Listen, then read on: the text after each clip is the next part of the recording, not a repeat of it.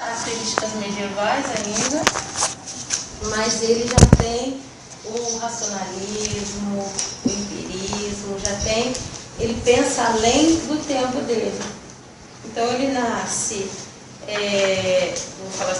começar falando sobre ele nasce na Itália, na província de Florença, que naquela época a Itália eram várias províncias, ainda não havia unificado, a Itália se unifica no século XIX.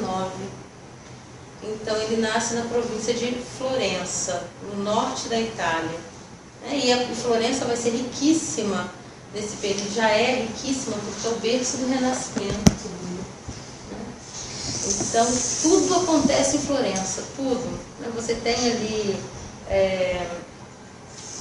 um banquete na cabeça, não.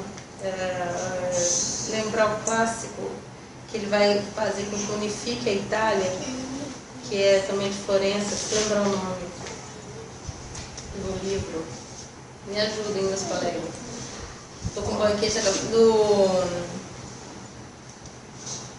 eu tenho até ele em casa, em italiano e em português. Eu não vou lembrar agora o nome. Eu estou com o nome da rosa do Umberto Eco. Eu vi uma entrevista do Umberto Eco essa semana. O nome da rosa não, do Umberto Eco morreu e passaram a entrevista dele. Eu fiquei com o nome, mas eu vou lembrar o nome daqui a pouco. Mas é dele mesmo, então? Você quer lembrar? Não, é desse período. Que Tem filme? Tem não, né? Tem filme, que é um clássico da Itália. Um dos clássicos italianos que todo mundo conhece, que é do Umberto Eco, é O Nome da Rosa. Mas não, é o período nessa época foi escrito, escreveram esse livro. Do Dante mais antigo. Do Dante Alighieri. Qual é o nome do livro? Divina Comédia? Divina Comédia, graças. Achei que estava mais velho. É mais antigo. É nesse período. É. Que é escrito um pouquinho mais à frente, na verdade, que o Dante Alighieri escreve. E eu estou falando isso porque, assim, você tem as províncias italianas, todas elas, divididas, repartidas ali, esse resquício da Idade Média ainda.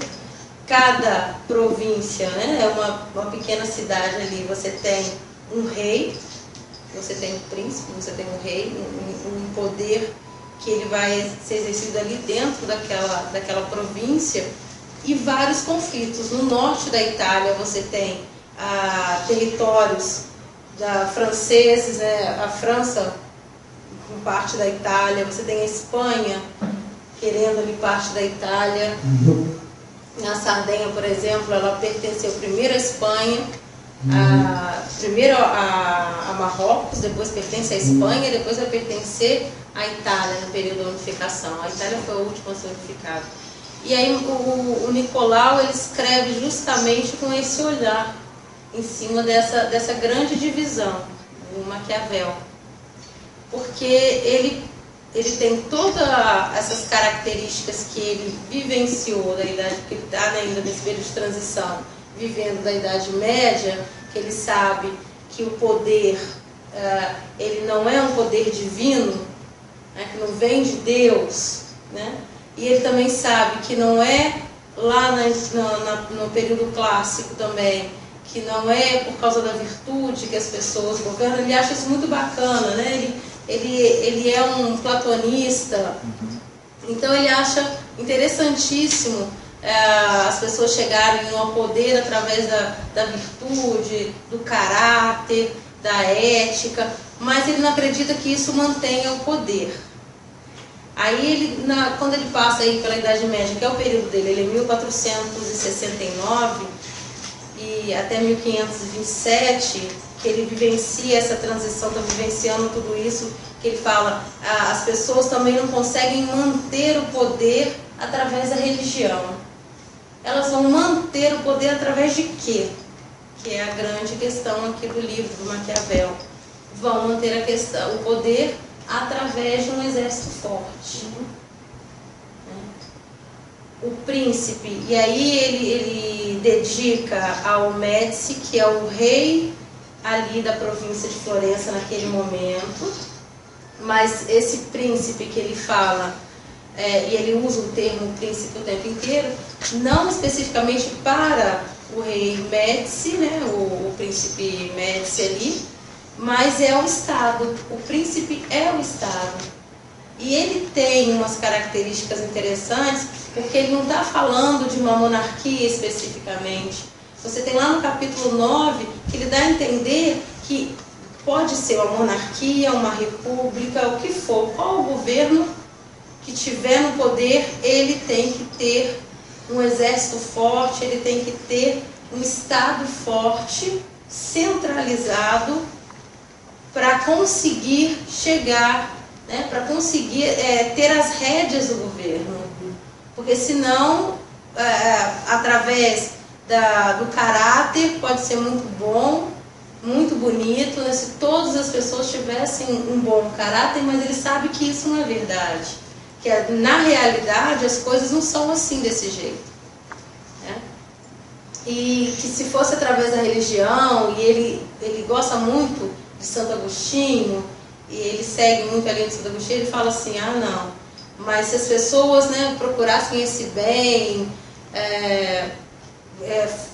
que fossem, né, governassem pensando no próximo, pensando nesse bem maior, mas a gente sabe que há desvios de caráter.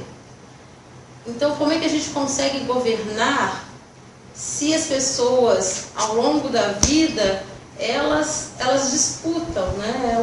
Elas têm os desvios aí, nem todo mundo tem uma boa índole. Então, é através da força. E aí ele é taxado aí, ao longo dos anos, como maquiavélica, ele desmistifica tudo isso, né? E aí todo mundo fala, você é maquiavélico, porque Maquiavel fala isso no livro, né? Tem que usar força, tem que ser através da força. Esse termo ficou mesmo... Ficou marcado na biografia dele.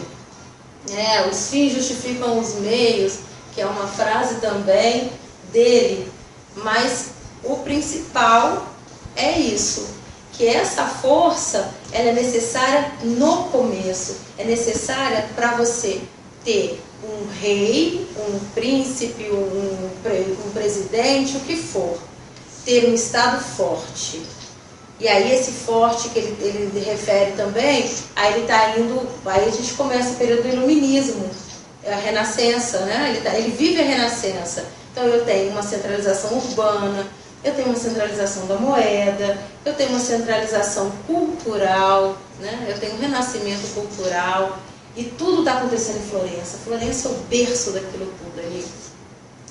E aí começa a ideia do iluminismo ali também, né?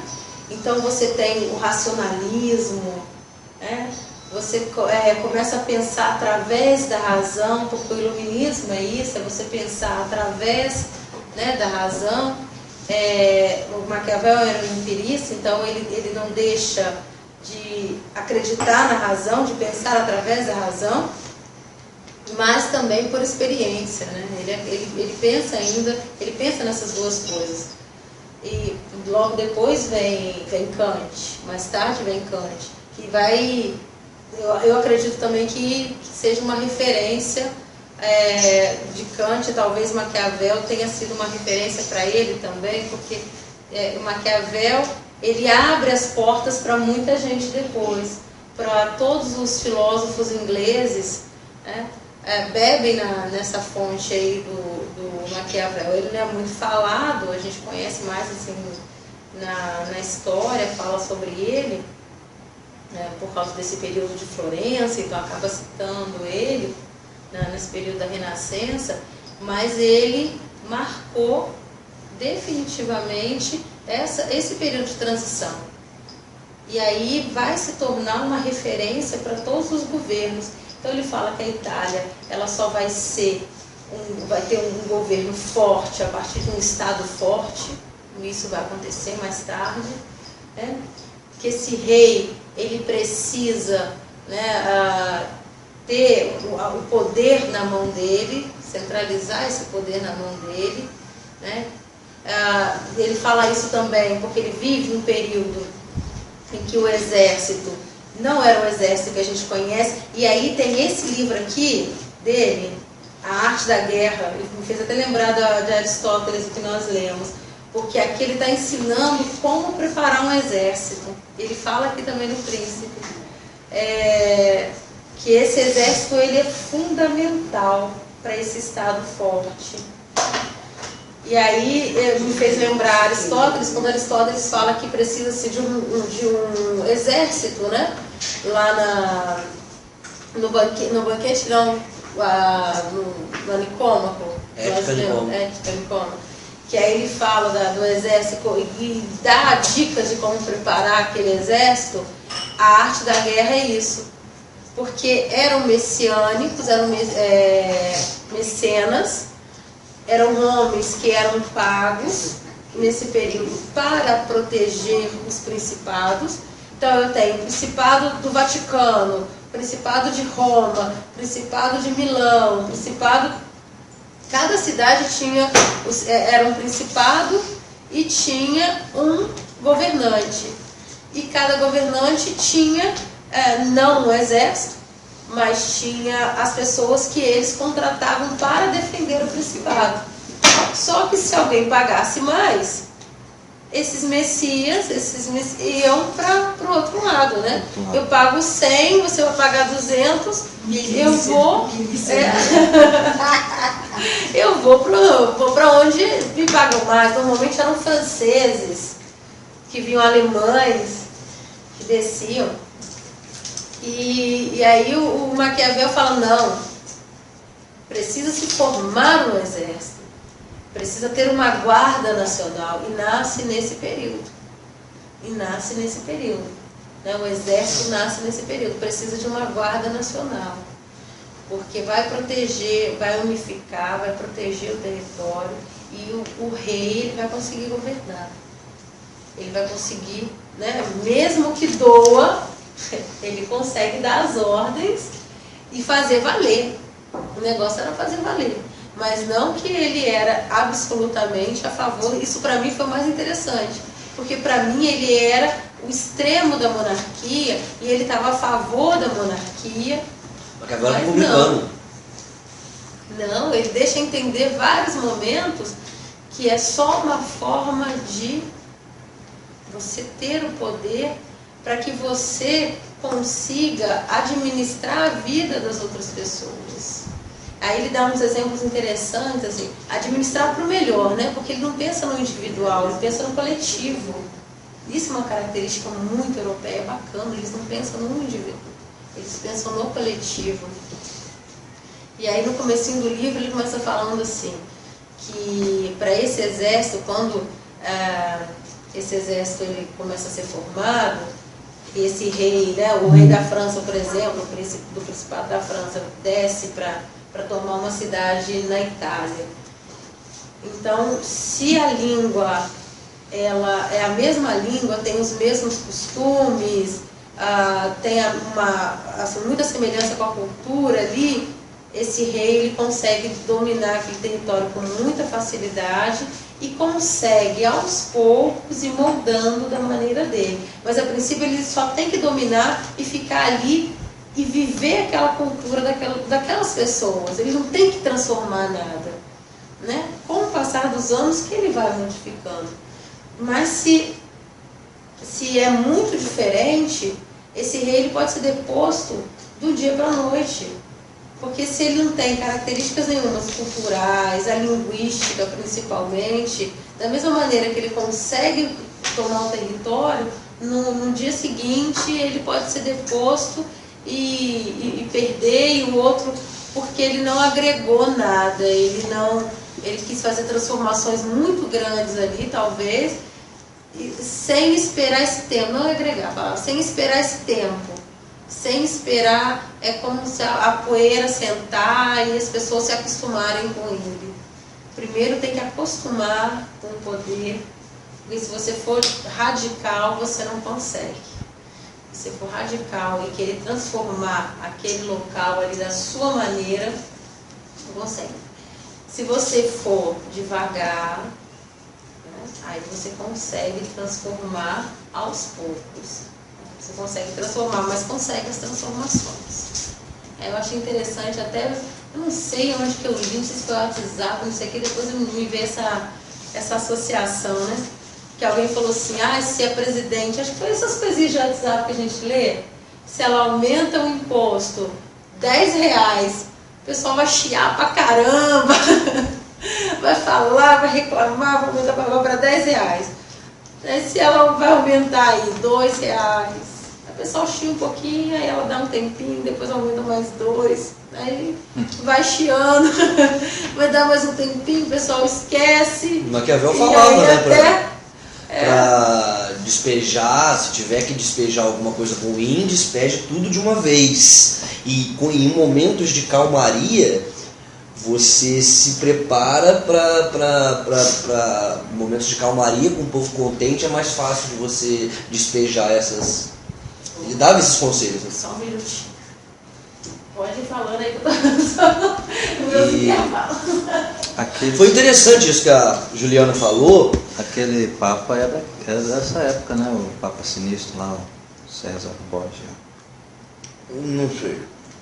Tá no... Eu sei que ela falou que ele fez em homenagem ao Médici, que era o governante de Florença na época.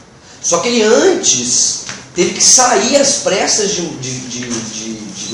Florença exatamente por conta desses Médici correndo atrás dele. Isso, porque o Maquiavel sempre foi republicano. E os Médici queriam manter o poder. Então ele brigou com os Médici, inclusive causou muita celeuma na história do pensamento. Por que ele fez essa dedicatória para um Médici? E aí o pessoal fala, ele é muito interesseiro, porque ele na verdade era um consultor político que, se pagassem para ele queria voltar. Ele era um diplomata, né? Ele queria voltar para a monarquia, né? Ele queria voltar para ser assessor do rei. Por mais que ele fosse republicano, se me pagar eu vou. Um negócio tipo assim. Mas ele era um diplomata, ele viveu sempre na aristocracia ali. E aí, de repente, ele, por causa dessa briga mesmo, ele vai ser preso. Ele é preso, então ele vai lá no fim do poço, né? E volta com um outro olhar.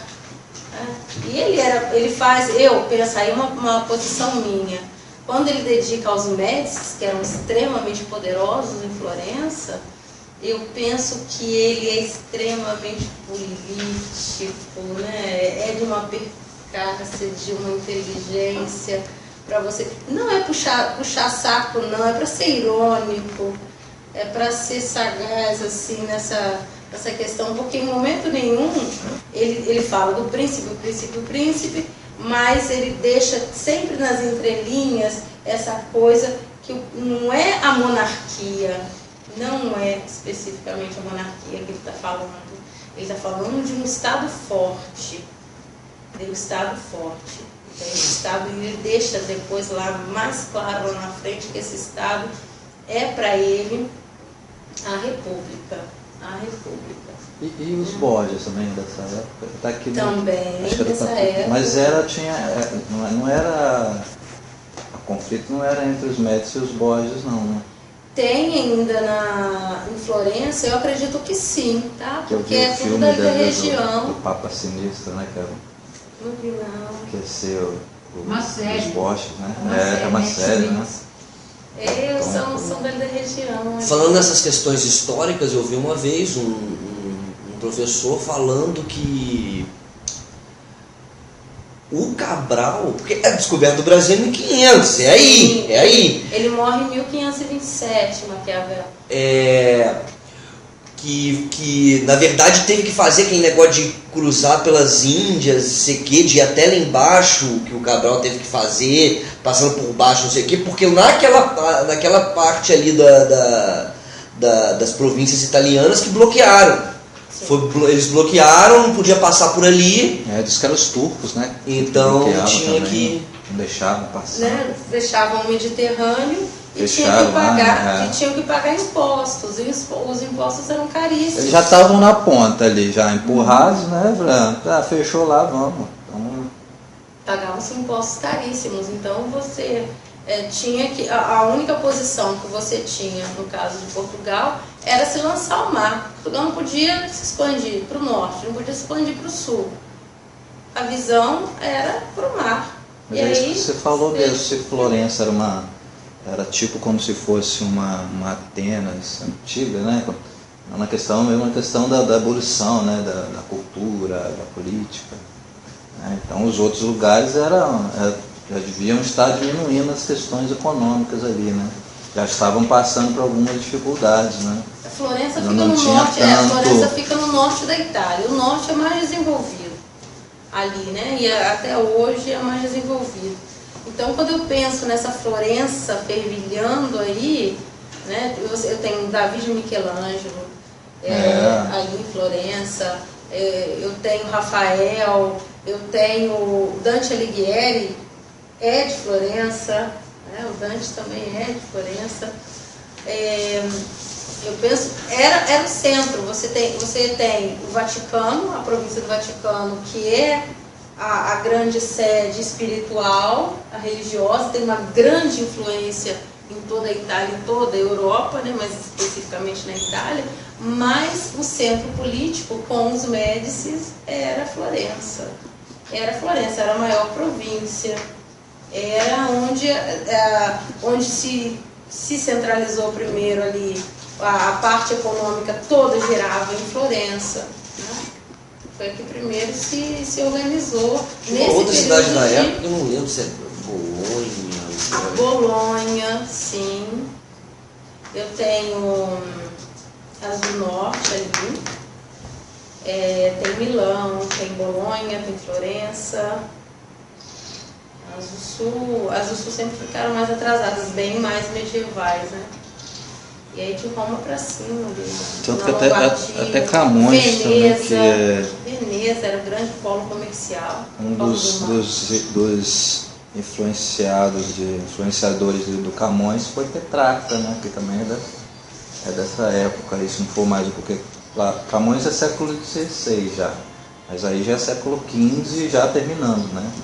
Então, Galileu, tem o... Você vê que era um lugar que tinha uma influência brutal aí, né? Tem, então, Tinha. você tem as ideias iluministas Ah, ali. Alguns chamam Florença de centro político do mundo da época. Um Bizâncio antigo, né? mas A Nova não vou falar que é Nova Bizâncio, não é área. As Florença era. Você tem ali o berço do iluminismo, depois vai ser a Inglaterra, sem dúvida. Mas eu vi até uma palestra, eu estava escutando o Clóvis falar, mas o Clóvis é muito comédia, né, gente? Não dá para escutar as coisas dele e ele falando isso. Ele estava falando da questão de metas, ele é muito corporativo. Ele falou, quem estabeleceu essa história de meta na vida de vocês, falando com os alunos dele, foi Maquiavel. O que vocês têm na empresa de vocês aí é tudo culpa do Maquiavel. Porque Maquiavel olhou lá para trás e viu que ninguém chega a nada com ética, com virtude. Olhou e falou, Deus é bom, mas não dá não. Mas com meta, aí eu ri muito da gargalhada.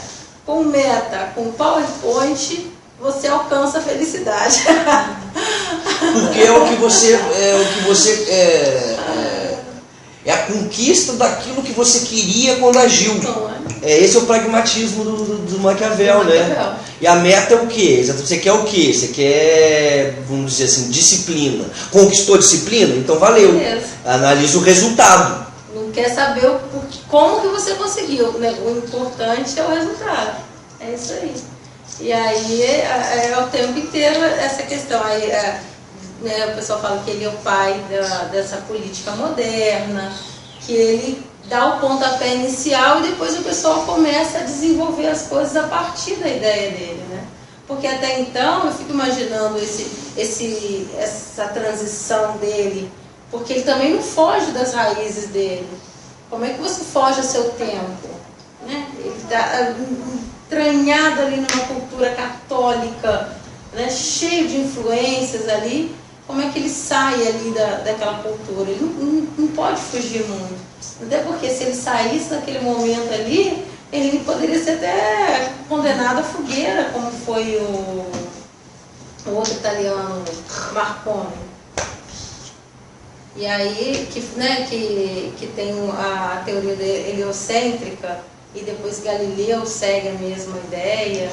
Copérnico. Sim, foi queimado. Então Maquiavel, ele fala com muita cautela. Eu acho que ele também, essa perspicácia dele, né? Porque ele vai falar e vai dedicar ao príncipe, ele não vai contra o governo desse príncipe. Ele está dando as regras, segundo ele está dando as regras para que esse príncipe domine, esse príncipe, esse presidente, esse rei, o que for, a gente sabe hoje que é isso, né? Não é especificamente o príncipe, mas é o momento que ele está vivendo. Né? É o momento que ele está vivendo. E ele faz isso com maestria. Eu acho muito interessante. Eu, particularmente, gosto muito dessa época, gosto muito desse período renascentista, né, dessas transformações que acontecem ali, e identifico muita coisa, quando você está lendo, muita coisa de Aristóteles aqui no livro de Maquiavel. Muita coisa, você vai lendo e fala, nossa, eu li isso no Aristóteles. Aristóteles também falou dessa maneira. A história do exército, então, como formar um exército, como treinar um exército, eu falei, gente, ele plagiou Aristóteles. Ele não foge às raízes, né? Ele não foge às influências que ele tem, de jeito nenhum. De jeito nenhum. Se eu não me engano, Tomás de Aquino, que época? Muito antes? Tomás de Aquino é muito. 13, na verdade. Século XIII? Um século só? Século 12, 13. Um século só? O quê? É. E ela mesmo, não, onde que é? São Tomás de Aquino é o cristianismo tardio, que eles chamam. Então, né? mas em qual lugar? Aí, em qual lugar que ele estava, o São Tomás de Aquino? Isso. Boa pergunta. Não sei. Não, porque se você tem um lugar... Mas é 13. Aonde está... Agora falou da questão do aristotelismo, né? Se você tem uma cidade que está ebulindo, né, em ebulição ali, um fervor da cultura, da política, da economia, então se ali se estuda, se ali se pratica o aristotelismo, então vai influenciar quase todo mundo ali. Então é um tipo de pensamento que mesmo que você pensar diferente, aí você falou, é fogueira, né? Então você tem que você tem que adaptar a filosofia da reina ali, entendeu? Então, ele tem muita coisa do Aristóteles, vamos dizer assim, mas ele está rompendo com a tradição. Qual que é a tradição? A tradição é o seguinte, a tradição desde Santo Agostinho, que já vem desde Aristóteles, tudo era que o ser humano pode ser bom. O ser humano é bom, ele é mau também, mas ele tem uma faceta que é boa. O que o Maquiavel está falando, não, o ser humano não é bom. O ser humano é desejante, o ser humano é egoísta, o ser humano ele tem para si uma finalidade, uma meta, e ele vai fazer de tudo para conquistar essa meta.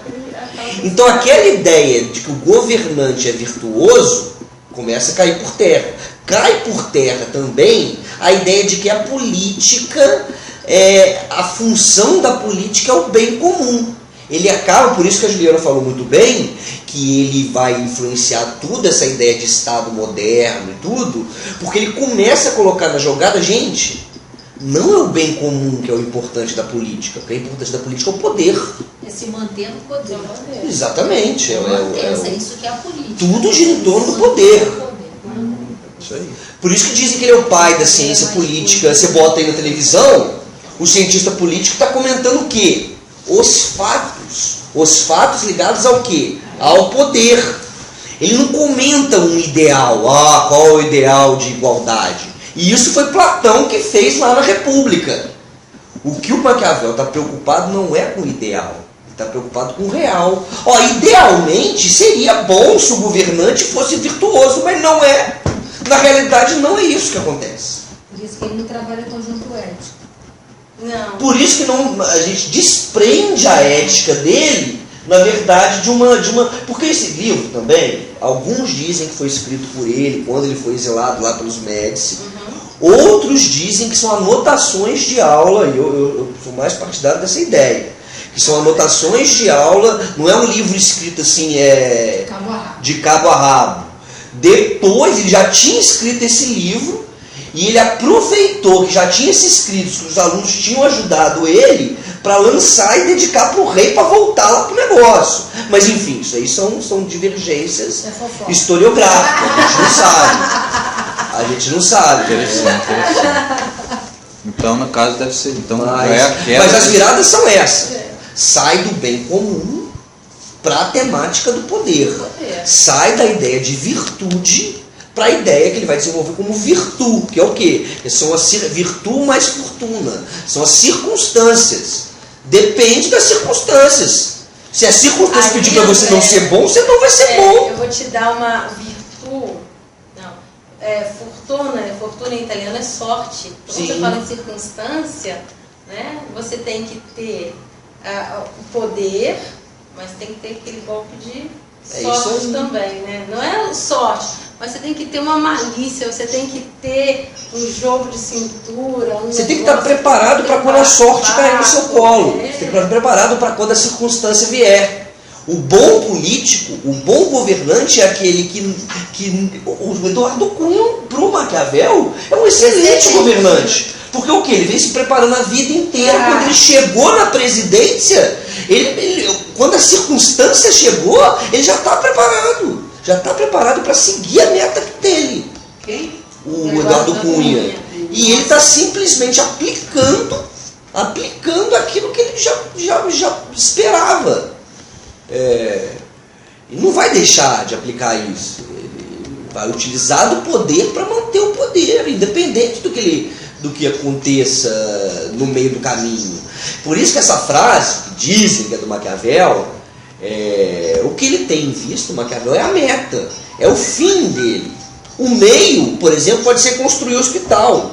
O meio, por exemplo, a finalidade da política não é você construir o hospital. Olha lá, a finalidade da política não é o bem comum.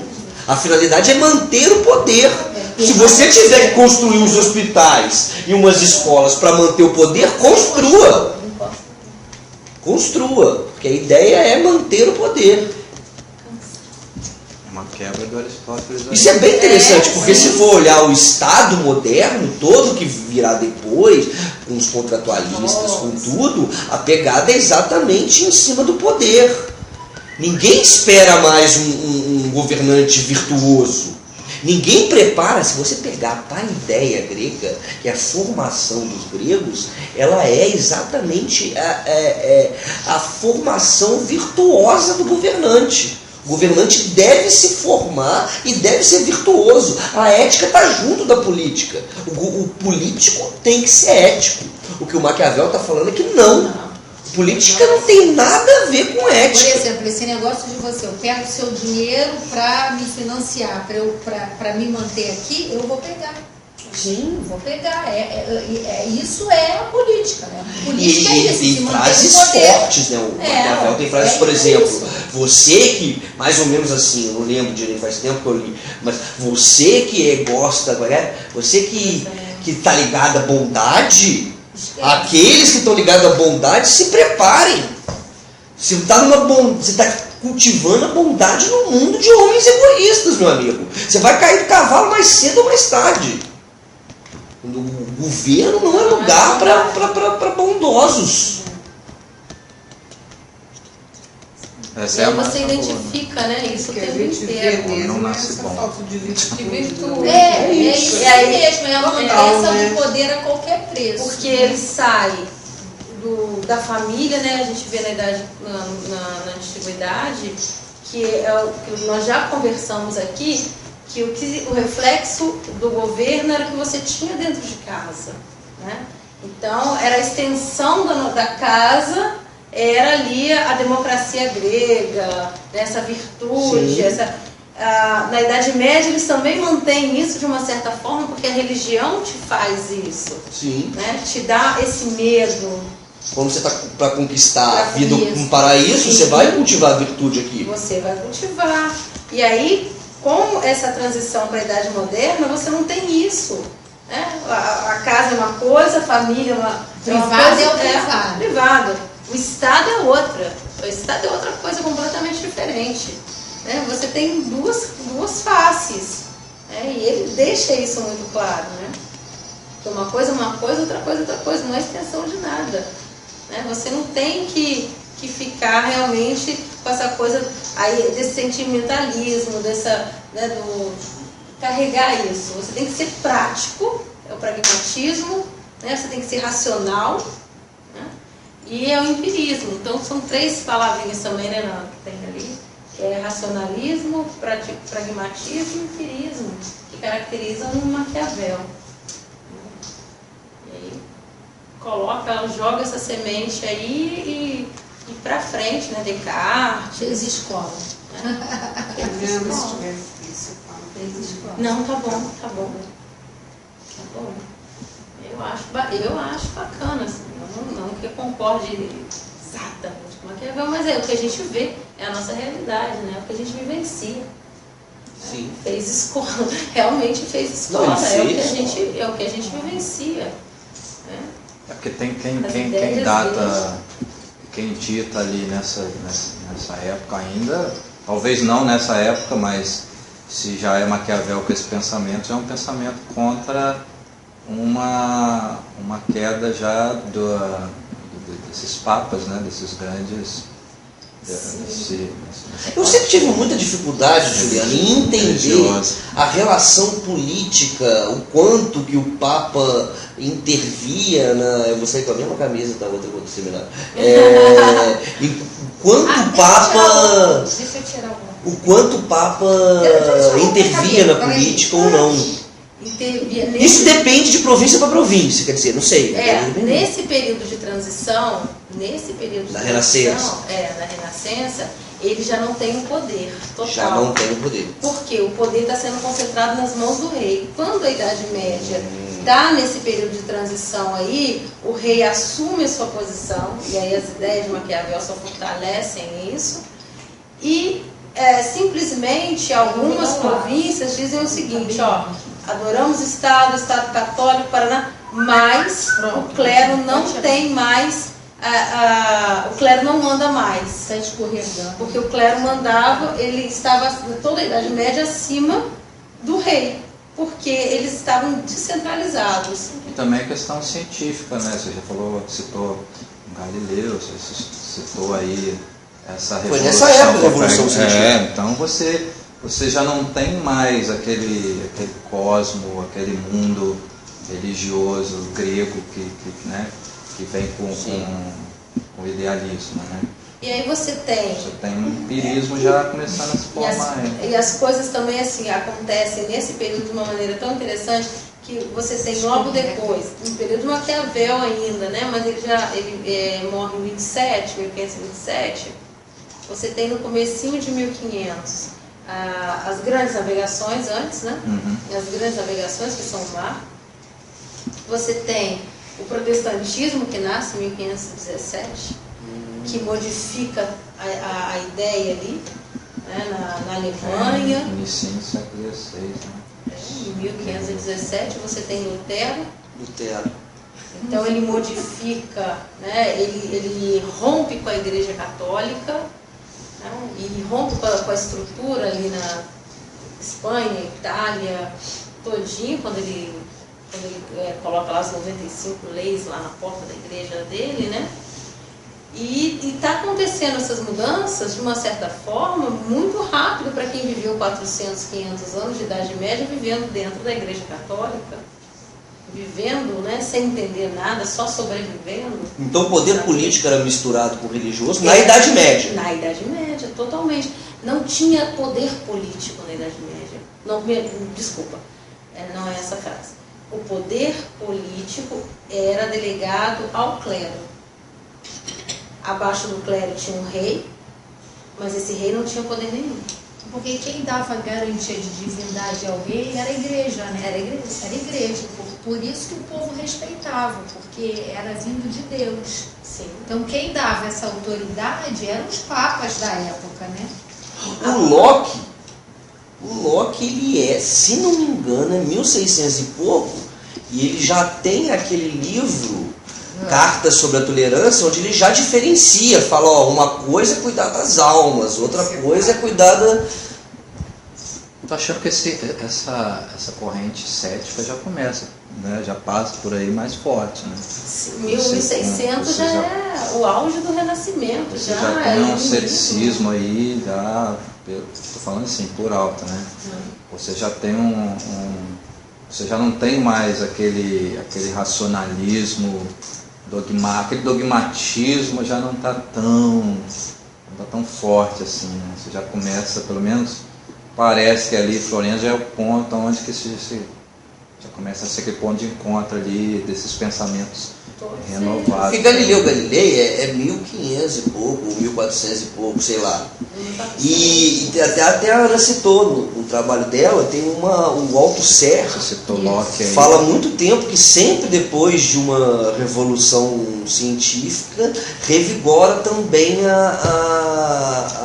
as ideias da filosofia. A gente pega, por exemplo, Platão. Depois da matemática, e só por conta da matemática é que veio a filosofia de Platão. Por conta da revolução científica veio essa ideia.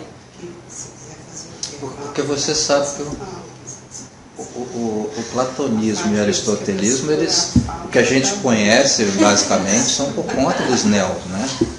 São os neos que trazem esses caras de volta. Né? E até quando que foi esse platonismo? Vai até Santo Agostinho.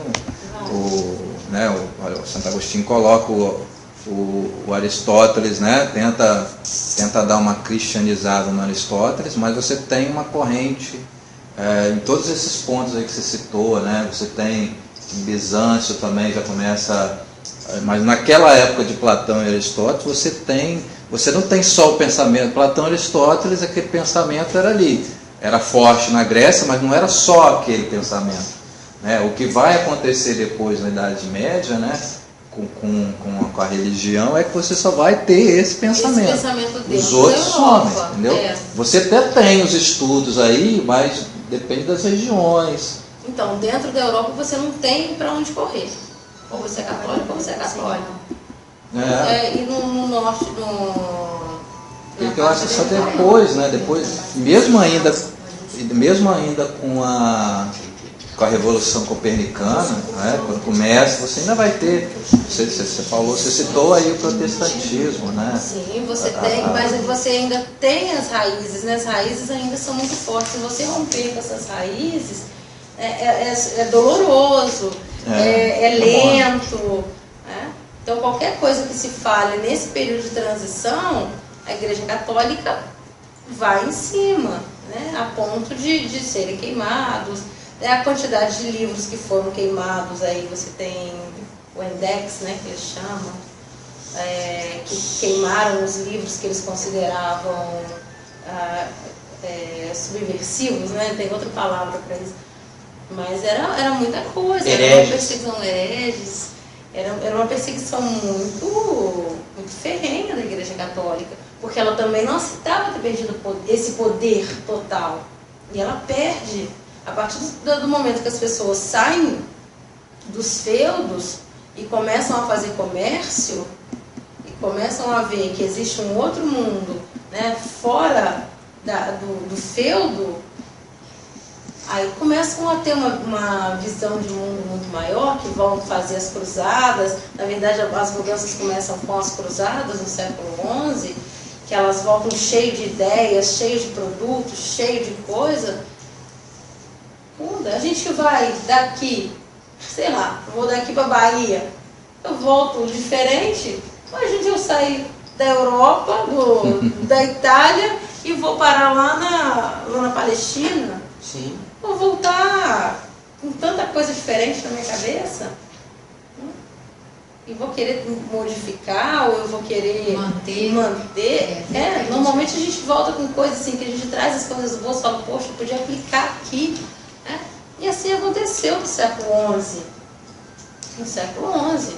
Você está falando sobre Maquiavel, o poder da Igreja Católica. Eu assisti uma palestra, há muitos anos, da Rose Maria Murada. Ela escreveu um livro em 6 meses em que fui homem. Um best-seller. Na época foi um livro muito lido. E ela falou justamente sobre isso, sobre a Inquisição. Ela falou, olha, todas aquelas mulheres que morriam queimadas, porque a Igreja Católica dizia que elas eram bruxas, uma mentira da história. Elas morriam porque elas eram mulheres riquíssimas e elas não casaram. Então, e nem tinham filhos, algumas tinham, outras não, a maioria não, eram mulheres independentes para a época, riquíssimas e que elas não tinham nenhum contato com a igreja para que deixasse a fortuna para a igreja. Aí o que a igreja fazia? Diziam que elas eram bruxas e queimavam e ficavam com toda a propriedade dela, propriedade, dinheiro, joias, o que elas tinham. Então esse negócio de bruxaria, que a maioria das mulheres, ela mostrou pra gente na época, não aceitava aceitar o cristianismo, né? E também considera pagão, né? Mas o problema dos papas da época que mandavam queimá-las não tinha nada a ver com o cristianismo, com relação à fé. Isso, tinha a ver com o dinheiro, porque elas não tinham nenhuma ligação, elas não queriam casar, elas negavam o poder da igreja, né? E a igreja não tinha como, em algum momento, lançar a mão daquela fortuna. Então, o que eles faziam? Ela é bruxa, ela é herege, ela não crê. Arrumavam ali uma artimanha e queimavam. Elas não tinham filhos, não tinham para quem ficar, e ficava para a igreja, entendeu? E reforçava o poder. Então, ela mostrou para a gente uma pesquisa e deve ter influência de várias também. mulheres. Se você fosse colocar homens e mulheres, quem mais morria? Sim, na verdade o patrimônio, o dinheiro era por conta de interesse político. Terras, alguns. Exatamente. São os dotes, né? E aí, como elas não casavam, não queriam casar e tinham o dinheiro, então a gente mata elas e vamos ficar com os bens. Então, se você fizer uma lista, quando ela mostrou pra gente, a maioria, elas eram mulheres. Mas além dessa questão política, tem a questão simbólica também, né? Eles não iam sustentar uma mulher independente numa sociedade. Com certeza. E só o que fica é a parte literária, lógico. Essa é uma crítica que eu tenho, que a gente tem muito conhecimento da história, não assim especificamente, mas o que chega para nós é uma coisa romantizada, né? Nessa época que você está falando aí, você tem uma época da Renascença que é voltar à cultura grega, que é uma cultura que já estava.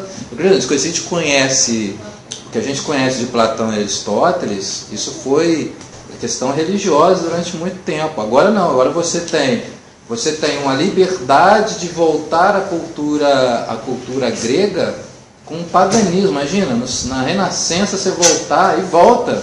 Você pode, você já volta aí, né? Você tem um pensamento maquiavélico, já não é um pensamento mais, não um pensamento religioso, essa questão do Aristóteles, né? Que tem uma virtude.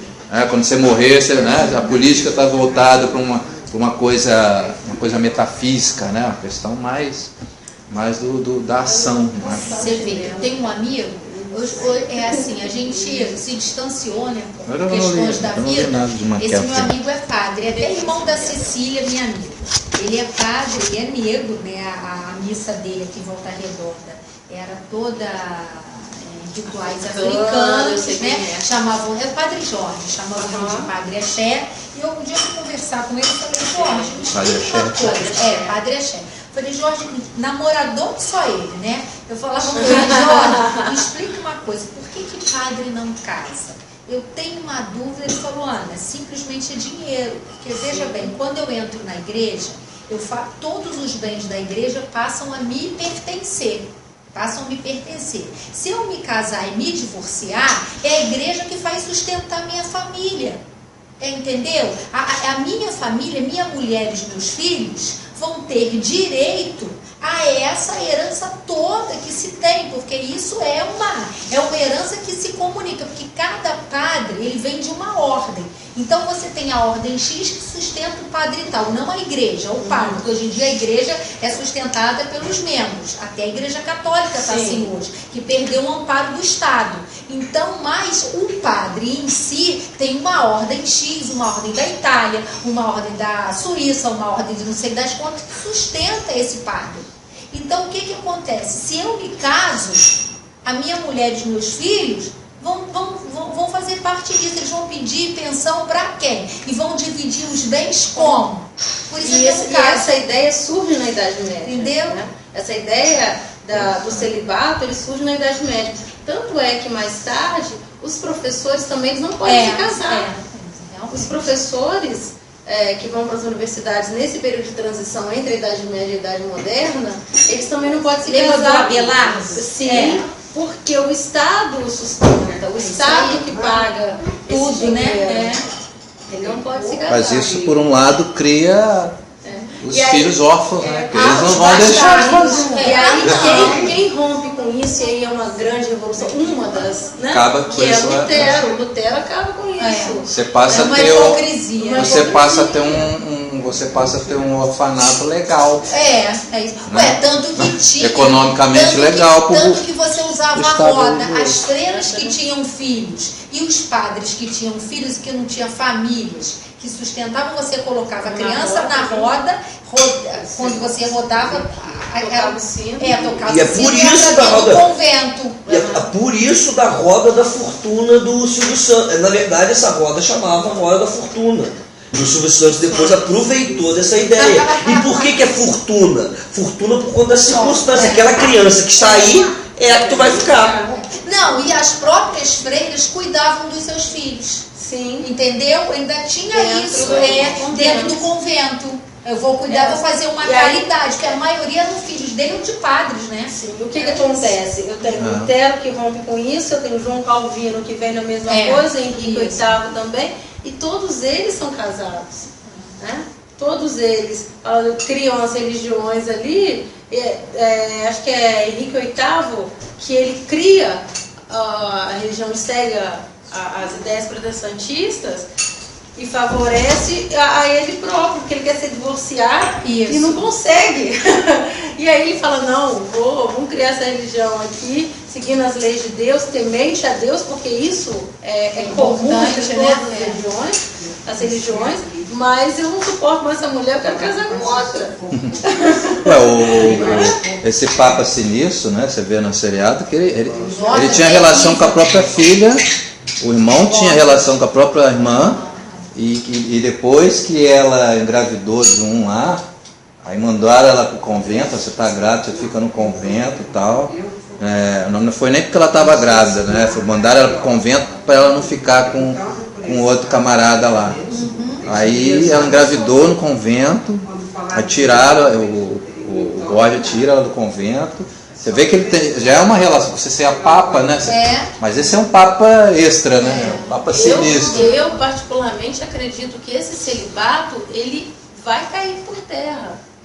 Mais cedo ou mais tarde a Igreja Católica não vai sustentar isso. Né? Francisco ainda não vai fazer isso. Mas outro virá, né? Mas outro virá. Você vê que eles já assumiram a sentido. pedofilia, que era uma coisa que já assumiram a pedofilia, já assumiram filhos extras, porque tiveram que assumir, né? O Papa Francisco, numa declaração dele, dentro de um avião, eu achei fantástico. Alguém perguntou para ele assim, aí o Camparino estava lá, o que você acha do homossexualismo? Ele falou assim, essa pessoa, ela vai na igreja, ela tem uma vida, eu não julgo, né? Ela é uma pessoa cristã, ela vai... assim, aí você já vê que é uma outra mentalidade. Eu vou julgar que ele não está abençoando, vamos ser homossexuais, não.